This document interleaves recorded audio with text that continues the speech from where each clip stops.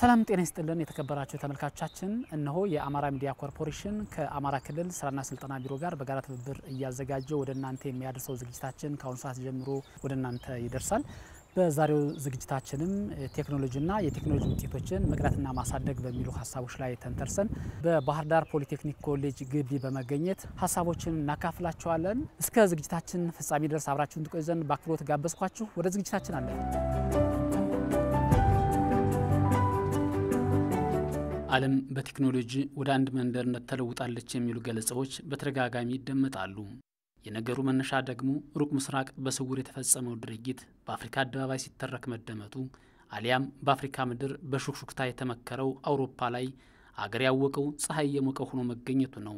ለመሆኑ ዓለምን በመረጃ ያስተሳሰረው ቴክኖሎጂ ሌላስ ምን መገለጫዎችና ፋይዳዎች ይኖሩት ይሆን? ቴክኖሎጂ ማለት በማንኛውም የሥራ ዘርፍ በማንኛውም የአኗኗር ሁኔታ ውስጥ የሰዎችን አቅም ድካም ጊዜ ሊቆጥብ የሚችል ማንኛውም አይነት ስራ ቴክኖሎጂ ይባላል። ቴክኖሎጂን መፈልሰፍ ብቻ ሳይሆን በመቅዳትና በማሳደግም ጥቅም ላይ መዋል እንደሚቻል የዘርፉ ባለሙያዎች ያስረዳሉ። እንግዲህ ቴክኖሎጂ በሁለት መልኩ ይሰራል። አንደኛው አዲስ ቴክኖሎጂ፣ ሁለተኛ ደግሞ ከዚህ በፊት የተሰሩትን በማሻሻል ቴክኖሎጂ ምንቀዳው እንግዲህ ከውጭ ወደ ሀገር ውስጥ የሚገቡ ቴክኖሎጂዎችን በእኛው በሀገር ውስጥ ባሉ ማቴሪያል በሀገር ውስጥ ባሉ ቁሳቁሶች በመሰብሰብ በትክክል የውጭን ሊተካ የሚችል ቴክኖሎጂ መስራት ማለት ነው። ያንን የሚተካ ቴክኖሎጂዎችን መቅዳት፣ ቴክኖሎጂዎችን ማላመድ፣ ቴክኖሎጂዎችን ከሌላ መውሰድ ማለት ያለውን ችግር ኦልሬዲ ሶልቭ በተደረገበት መንገድ ራሱን ቀጥታ ቴክኖሎጂውን ገቢ በማድረግ በመውሰድ በመኮረጅ መፍታት ይቻላል። ወደ ራስ ሲመጣ ደግሞ ያሉንን አቅሞች ያሉንን እድሎች ተመልክተን እነዛን ካለው ነባራዊ ችግር ጋር አጣጥመን ችግሩን በተገቢ ሁኔታ በዘላቂ ሁኔታ መፍታት ይቻላል ማለት ነው።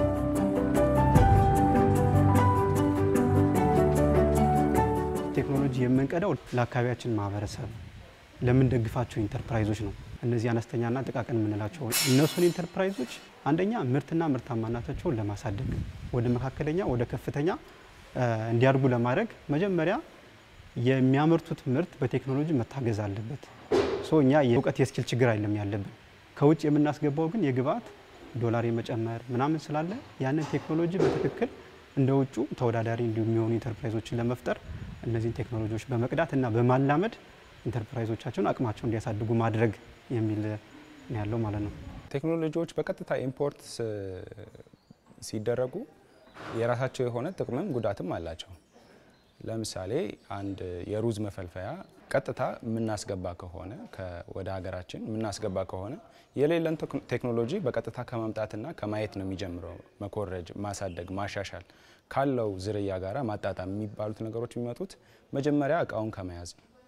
ስለዚህ ዶክሜንት ከማየት ከሌላ ቨርቹዋል ከሆኑ ነገሮች ምንጮች አግኝቶ ቴክኖሎጂውን ማየት ቀጥሎ በዋናነት ደግሞ እየነኩ እያዩ ያለውን ነገር በተጨባጭ አይቶ ይዞ ያንን ቴክኖሎጂ ለማሳደግ ለማሻሻል አመቺ ይሆናል ማለት ነው።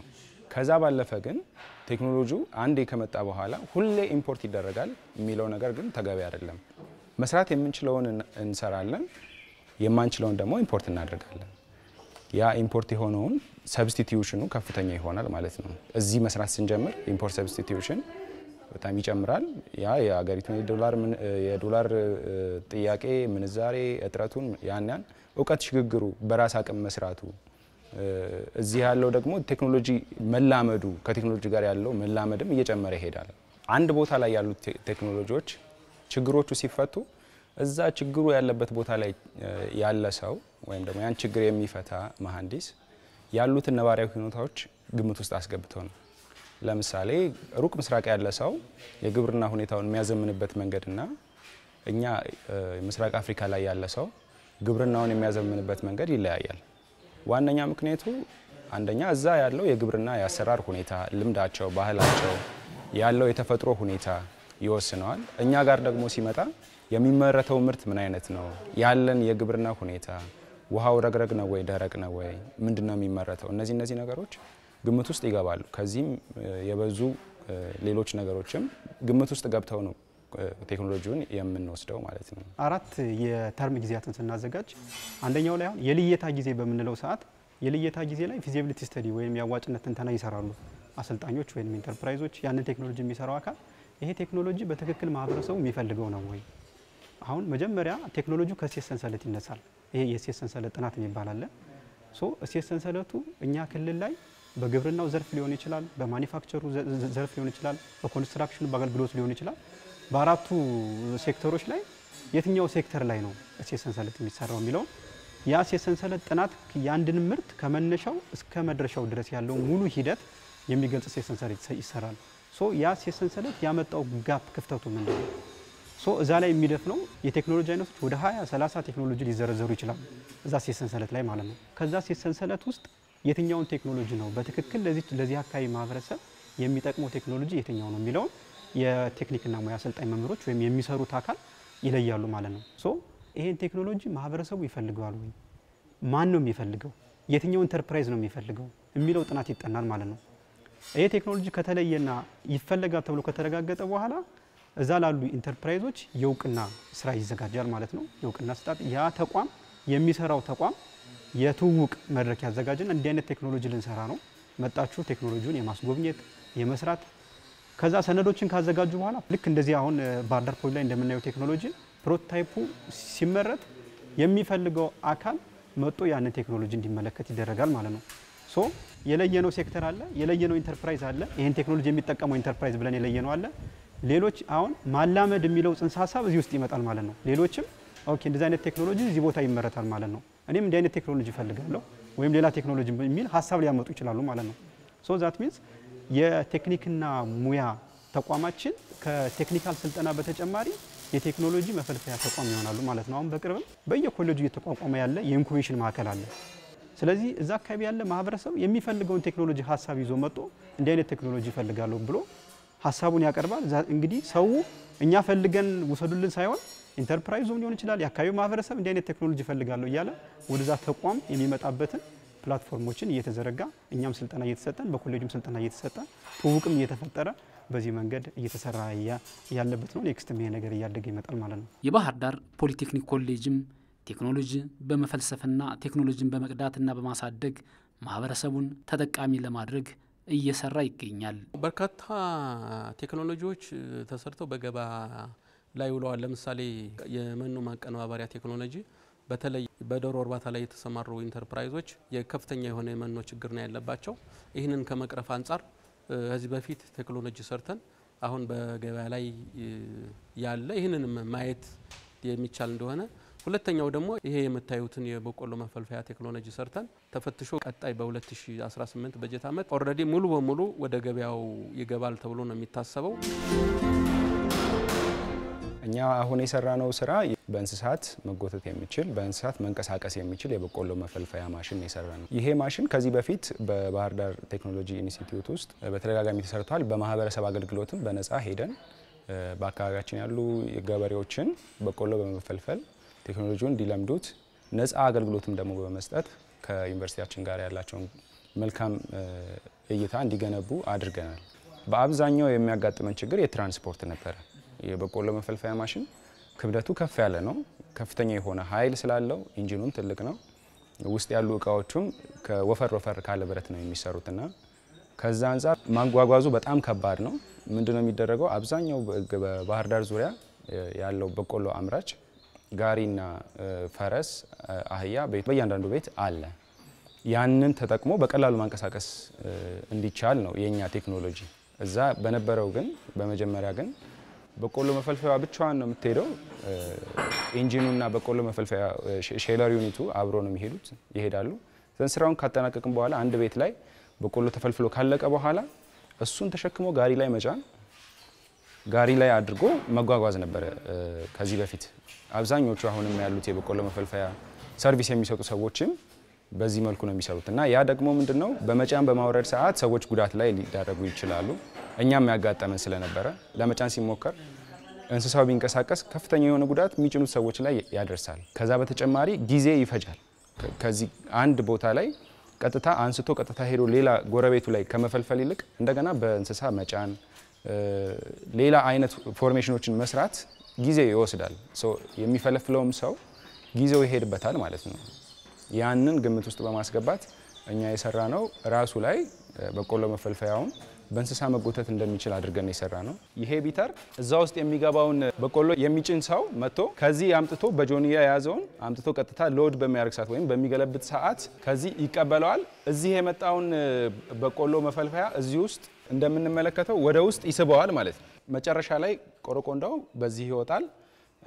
ምርቱ ደግሞ በተቃራኒ በዛኛው ሳይድ ይወጣል ማለት ነው። የኛ ስራ ከባለፈው ካሻሻልናቸው ነገሮች አንዱ ተጨማሪው ምንድነው? በቆሎ መፈልፈያዎች በቆሎን የምንጨምርባቸውና ምርቱን የምንወስድበት አቅጣጫ እየተቀራረበ ለአደጋ ይዳርጋል። እኛም ከልምድ ያየነው ለአደጋ የሚዳርግ ስለሆነ አንድ ተቃራኒ ማድረግ ነው የኛ ሐሳባችን የነበረው። ቁመቱን ከፍ አደረግን በቀጥታ በጆንያ ከሱ መውሰድ እንዲችሉ። ሁለተኛ አቅጣጫውን ወደዛ የወሰድነው እዚህ ሰው እየጨመረ እዚህ በአካፋ በመሳብ ሌላ አደጋ እንዳይፈጠር ነው። ይሄንን አንድ ጨምረናል። ሌላው በቆሎ እዚህ መጥቶ ከገባ በኋላ ተፈልፍሎ ቆረቆንዳው የሚወጣበት እቺ ሴክሽን ነች። እዚህ እቺ ያስፈልገችው ምንድነው? ቆረቆንዳ ልክ እንዲህ ሲሽከረከር እዚህ ውስጥ እንደምትመለከቱት ቆረቆንዳውን ገፋ ያደርገዋል።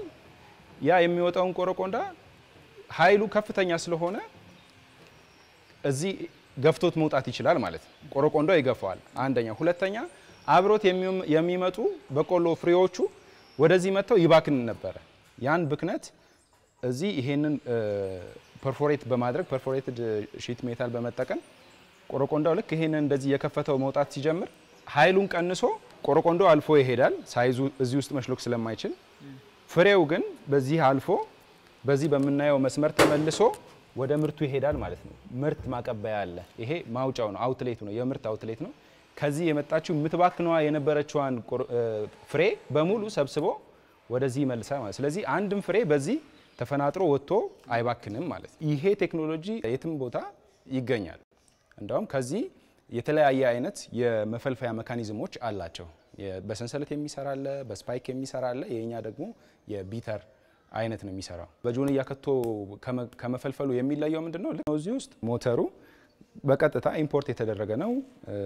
ምናልባትም በጎማውና ጎማዎቹ ጋር ያሉ የተወሰኑ ነገሮች ከሌላ ቦታ ወይም ኢምፖርት የተደረጉ ናቸው ማለት ይቻላል። ሌላው ነገር በሙሉ ግን እዚህ ሀገር ውስጥ የተሰራ ነው። የተከበራችሁ ተመልካቾቻችን እየተከታተላችሁት የምትገኙት የአማራ ሚዲያ ኮርፖሬሽን ከአማራ ስራና ስልጠና ቢሮ ጋር በጋራ ትብብር ያዘጋጀው ወደ እናንተ የሚያደርሰውን ዝግጅታችን ነው። በዛሬው ዝግጅታችን ደግሞ ያስቃኝናችሁ የምንገኘው በባህር ዳር ፖሊቴክኒክ ኮሌጅ በመገኘት ቴክኖሎጂን የመቅዳትና የማሳደግና የቴክኖሎጂ ፈጠራ ስራዎችን በተመለከተ ነው ያስቃኝናችሁ ያለ ነው ማለት ነው። እስካሁን የበቆሎ መፈልፈያ ማሽንን ቴክኖሎጂውን በመቅዳት የማሳደግ ስራ እንዴት እንደተሰራ አስቃኝተናችኋል። አሁን ደግሞ ከዚሁ ኮሌጅ ሳንወጣ አንድ የፈጠራ ስራ ልናሳያችሁ ወደናል። አሁንም አብራችሁን ቆዩ።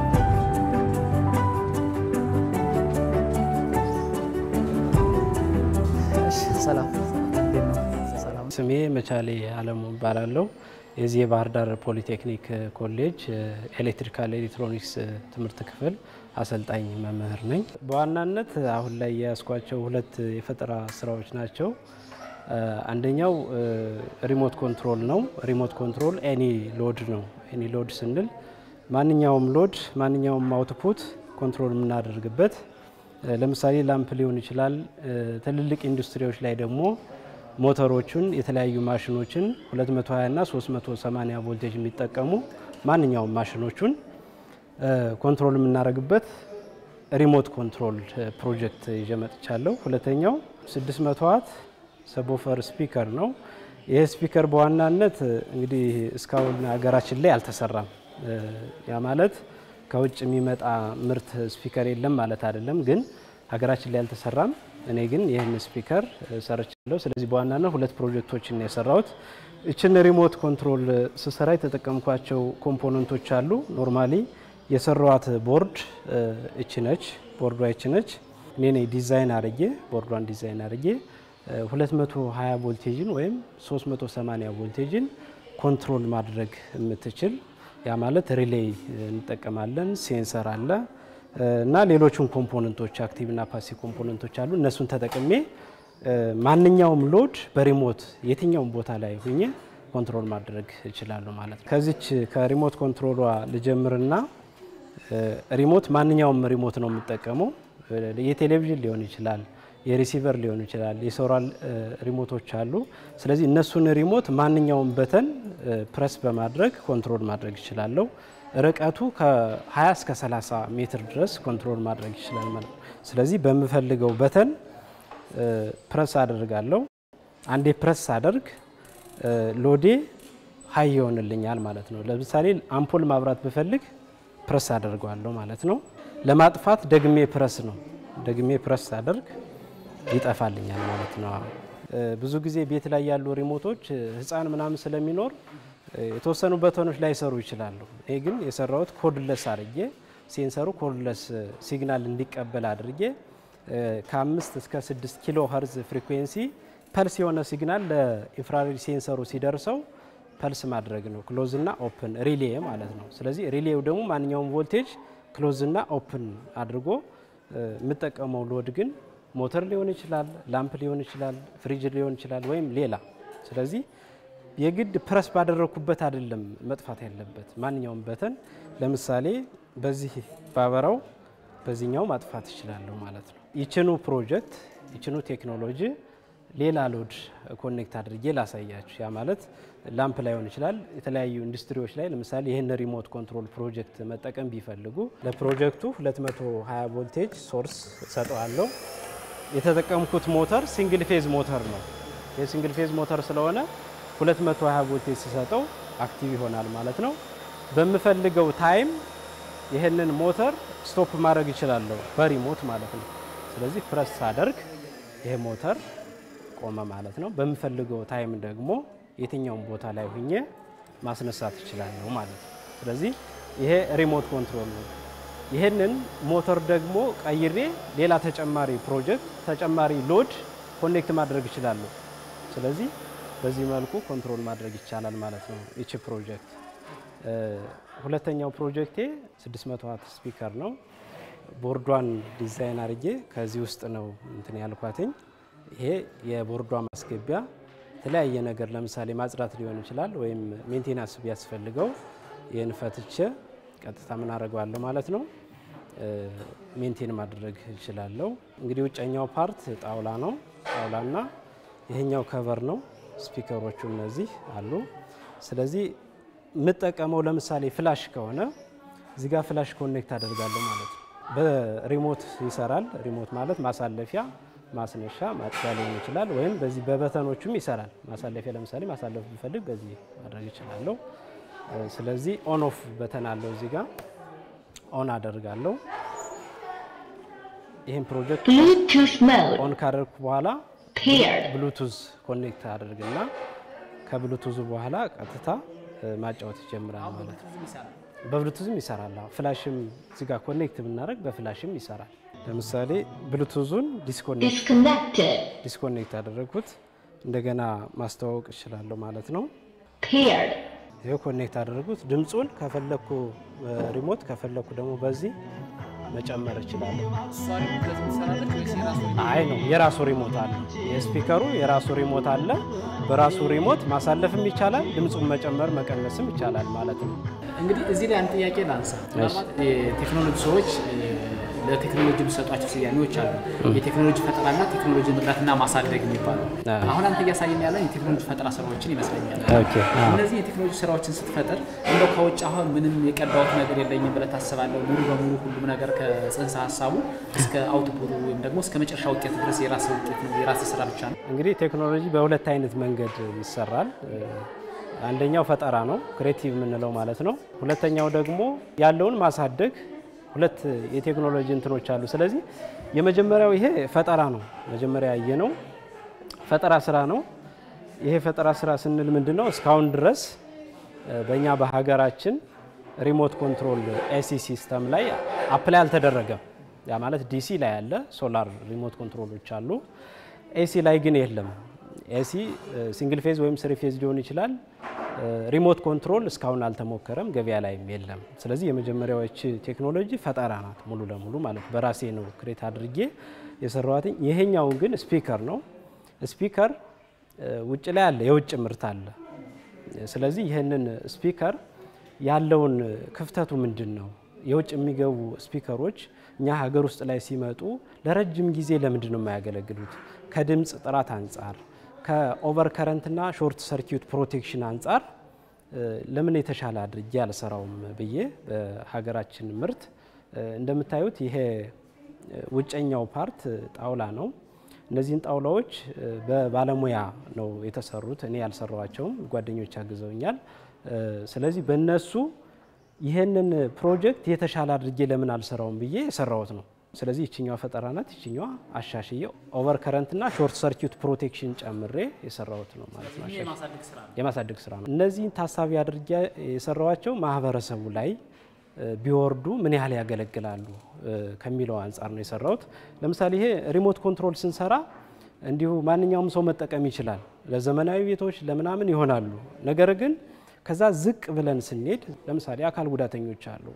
በቀላሉ ከቦታ ቦታ ተንቀሳቅሰው አምፖልን ማብራት ማጥፋት የማይችሉ አሉ። ቴሌቪዥን ማስነሳት ሊሆን ይችላል ወይም ፍሪጅ ማስነሳት። ስለዚህ እነዚህ አካል ጉዳተኞች ባሉበት ሆነው ሪሞታቸውን ብቻ ይዘው የቤታቸውን አምፖል ኮንትሮል ማድረግ ይችላሉ ማለት ነው።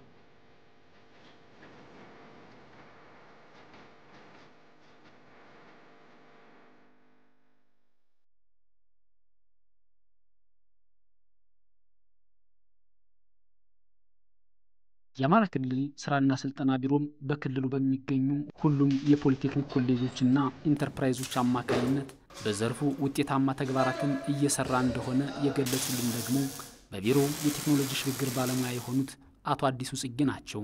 በዘንድሮ በ2017 ዓ.ም ኢትዮ ስኪል እንደ ሀገር ውድድር ተካሂዷል። ይሄንን ውድድር እንግዲህ ከታች ከኮሌጅ ጀምረን ክላስተር ክልል እያለ ለፌደራል ድረስ ውድድር አካሂደን በፌደራል ደረጃም ተወዳዳሪ መሆን የሚችሉ ቴክኖሎጂዎችን ማግኘት ችለናል።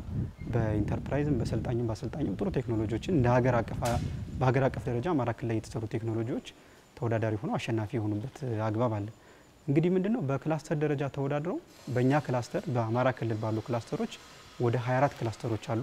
ከ24 ክላስተሮች ውስጥ በአሰልጣኝ በሰልጣኝና በኢንተርፕራይዝ ውድድር ተካሂዷል።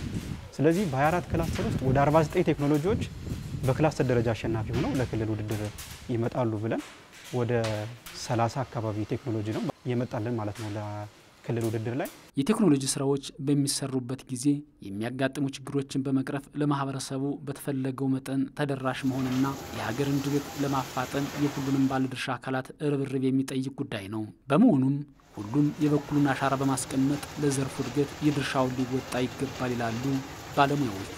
ባለድርሻ አካላት ወይም ስቴክሆልደርስ እንዴት መቀናጀት አለባቸው የሚለው አንዱ ባለድርሻ አካላት ምንድነው ዋና ስራው በሚሰራ ሰዓት ለምሳሌ አሁን ባለው እንኳን ባህር ዳር ቴክኖሎጂ ኢንስቲትዩትና የባህር ዳር ቴክኒክና ሙያ ሁለቱ ተገናኝተው አንድ ምርት አመረቱ።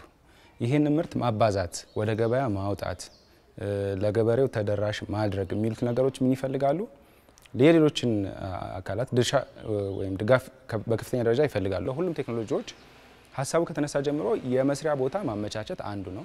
ከዛ ቀጥሎ ደግሞ ያለውን ነገር በየባለሙያ ድጋፍ ይፈልጋል።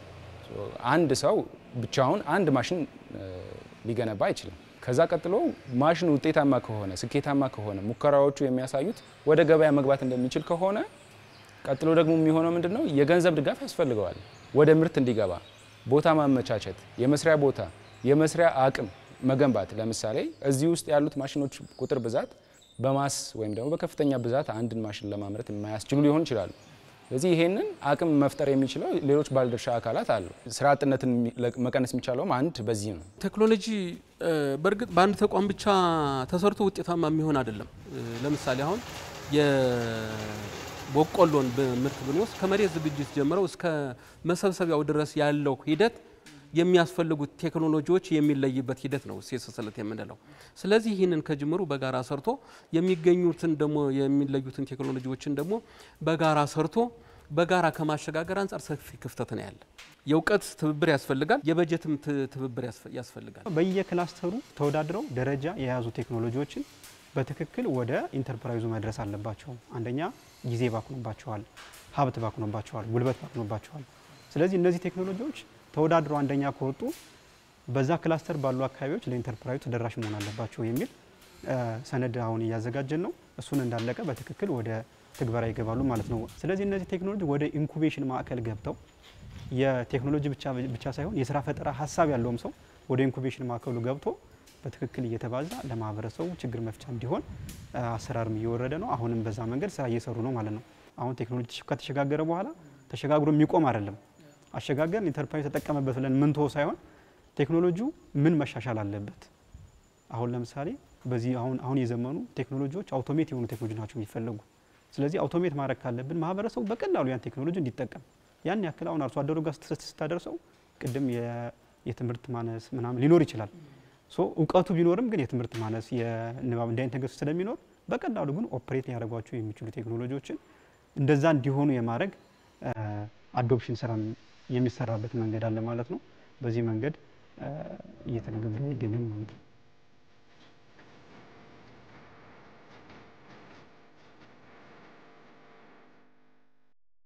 ምናልባት መሟላት አለባቸው ብዬ የማስባቸውና ቴክኖሎጂውን ለመስራት እንከን ይሆናሉ ብዬ የማስባቸው አንደኛ የኮምፖነንት አቅርቦቶች ናቸው።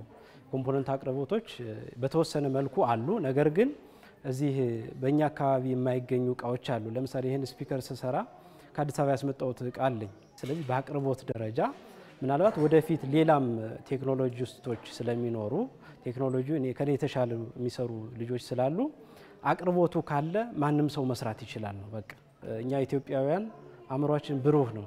ከውጮች በተሻለ መንገድ እቃው ካለን መስራት እንችላለን በቃ። ስለዚህ አቅርቦቱ ምናልባት የአቅርቦት ስጋት ስላለብኝ ነው። አቅርቦቱን ከውጭ የሚመጡ ምርቶችን ማስቀረት በጣም ትልቅ ነገር ነው። ይሄ የቴክኖሎጂ ሲሰራ በጣም በትንሽ ብር ነው 500 ምናምን ብር ነው የፈጀ የቴክኖሎጂ ጀስት ገበያ ላይ ግን 600 ዋት ስፒከር ስንት ነው ብንል ከ10 ሺህ ብር በላይ ነው። ስለዚህ በ500 ብር ይህን ቴክኖሎጂ በጣም በነፃ ማለት ይቻላል። ስለዚህ ይህንን አቅርቦቱ ቢኖር ማንም ሰው መስራት ይችላል ነው የምለው። እንግዲህ ቴክኖሎጂ የመኖር ያለመኖር ጥያቄ ነው፣ ምንም ጥያቄ የለውም። ስለዚህ ከዚህ በፊት በርካታ ቴክኖሎጂዎች ተሰርተዋል። ነገር ግን መሬት ላይ ሲታይ ግን የቁጥራቸውን ያህላል። መሰረታዊ ችግሩ አቅዶ ያለ መስራት ነው። እቅድ ታቅዳለህ፣ ያቀድከውን እቅድ መሬት ለማስነካት ደግሞ የሚያስፈልገውን በጀት አሎኬት ማድረግ መቻል አለበት። ግን ይሄ አንዱ መሰረታዊ ችግር ነው። ግን ይብዛም ይነስም ቴክኖሎጂ የመኖርና ያለ መኖር ጥያቄ ነው ካልህ አመራሩን ትኩረት ሰጥቶ ይሄንን ማሰራት መቻል ከኔ ጀምሮ ማለት ነው። እስካሁን ለቴክኖሎጂ የተሰጠው ትኩረት እውነት ለመናገር በዚህ ዓመት የተሰጠውን ግማሹን ቢሆን እስካሁን የት ደረጃ መድረስ ይቻል ነበር። እኔ ማንሳትም ፈልገው ሀሳብ የቴክኖሎጂ ሽግግር ስራ የስራና ስልጠና ቢሮ ብቻ አይደለም፣ የሁሉም ተግባር ነው። ስለዚህ ቴክኒክና ሙያ ቴክኖሎጂ ይሰራል ለሁሉም። አሁን ሁሉም ሰው ማወቅ ያለበት ሁሉም የመንግስት አካል ሊሆን ይችላል፣ ኢንተርፕራይዙ፣ ማህበረሰቡም ቴክኒክና ሙያ ውስጥ ቴክኖሎጂ የመስራት አቅም ያላቸው ብቁ የሆኑ አሰልጣኞች አሉ። እነኚህን አሰልጣኞች ማህበረሰቡ እንዲጠቀምባቸው እዛ ውስጥ የተሰራውን ቴክኖሎጂ ምንድነው የሚሰራው ቴክኖሎጂ የተሰራው ምንድነው ለኛ ይጠቅመናል ወይ ብሎ ሐሳብ መስጠትም ሂዶም ደግሞ ቴክኖሎጂዎችን እየገዛ መጠቀምና ምርትና ምርታማነትን ከፍ ማድረግ ይገባል ብዬ አስባለሁ። ኢንቨስትመንት ቢሮም ለራሱ ኢንተርፕራይዞች የሚጠቅሙ ቴክኖሎጂዎችን ከቴክኒክና ሙያ ወስዶ መስራት ይችላል። በኢንጂነሪንጉ ዘርፍም አለ፣ በኤሌክትሪኩም በሁሉም ነገር ስላለ ቴክኒክና ሙያን ማህበረሰቡ እንዲጎበኝና የሌሎች የመንግስት አጋር አካላትም እየሄዱ ምን ቴክኖሎጂ አለ የሚለው እንዲያውና እየወሰዱ እንዲጠቀሙ የሚል መልእክት ለማስተላለፍ ነው።